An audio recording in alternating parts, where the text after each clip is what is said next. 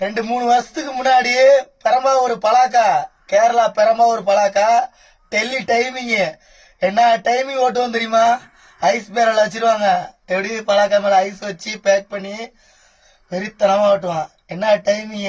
அந்த டைமிங்லாம் சொன்னா நீங்களா யாரும் நம்ப மாட்டீங்க. அதுவே அதெல்லாம் ஸ்பீடா மீட்டர் உடச்சி பிச்சு எறிவான். சத்தியமாங்க. 2-3 வருஷத்துக்கு முன்னாடி அப்படி டைமிங் ஓடிட்டு இப்ப கொரியர் இப்பவும் டைமிங் அதை விட வெறித்தனமா ஓட்டிட்டு இருக்கேன்.